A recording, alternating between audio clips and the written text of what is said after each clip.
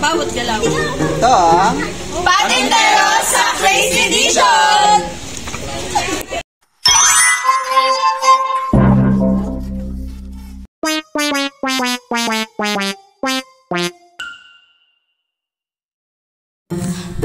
Alam niyo ba, ang pangalan ng larong patintero ay hango sa salitang tinte o tinta.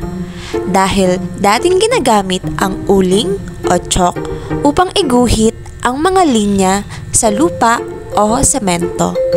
Ang mga guhit ay bumubuo ng mga kahon o patlang kung saan nagaganap ang isang larong patintero.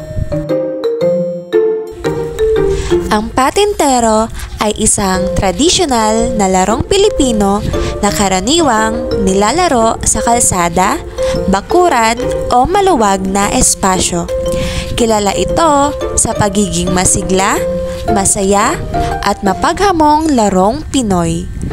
Isa itong larong pampalakasan na nangangailangan ng bilis, liksi at diskarte.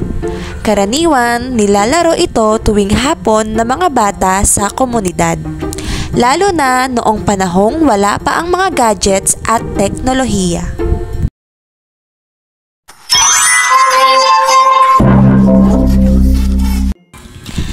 Sa pagsabay ng modernisasyon at pagkamalikhain ng kabataang Pilipino, isinilang ang isang makabagong bersyon ng larong ito, ang Patintero sa Crazy Edition. Sa edisyong ito, pinananatili ang pangunahing layunin ng laro na makatawid mula simula hanggang dulo nang hindi nahuhuli. Gayunpaman, ang malaking kaibahan ay ang paggamit ng sako kung saan kailangan tumalon ang mga dumadaan at ang bantay habang nakasako gaya ng sa sack race. Ang tradisyonal na patintero ay simple at madaling laruin. Hindi kailangan ng espesyal na kagamitan at maaaring gawin sa kahit anong maluwag na espasyo.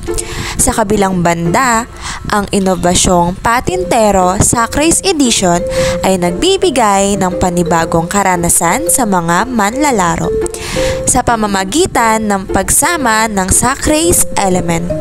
Ito ay nagiging mas kakaiba, nakakatawa at mas challenging.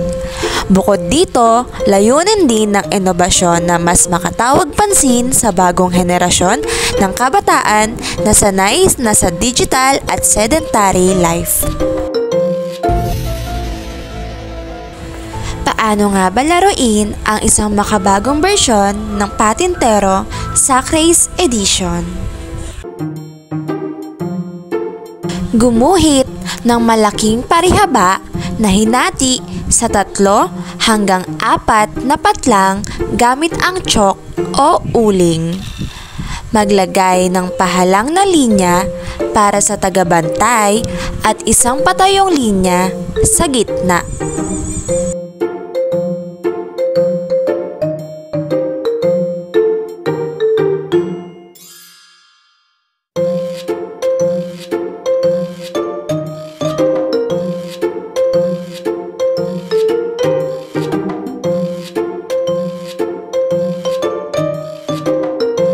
Kailangan ang bawat grupo o koponan ay may kanya-kanyang sako at kailangan nasa loob ng sako bago magsimula ang laro. Nakapwesto ang mga tagabantay sa bawat linya ng kahon habang nasa loob ng sako. Ang mga dumaraan ay susubukang tumawid sa bawat linya papunta sa dulo habang nasa loob ng sako nang hindi nahahawakan. Ang mga tagabantay ay nasa linya lamang pwedeng gumalaw at harangin ang mga dumadaan. Kapag nahawakan ng tagabantay ang isang dumadaan habang siya ay nasa linya, ang dumadaan ay out na. Ang grupo na may pinakamaraming matagumpay na tawid at balik ang siyang panalo. Ito ang Patintero sa Ang kombinasyon ng tradisyon at inobasyon. Subukan na sa inyong paaralan, barangay at kahit sa inyong bakuran. Paaral mga bata! Ang tradisyonal ay nagpapakita ng ating ugat at kasaysayan, habang ang inobasyon ay patunay na kayang sumabay ng kulturang Pinoy sa makabagong panahon, habang dala-dala ang diwa ng pagiging isang tunay na Pilipino.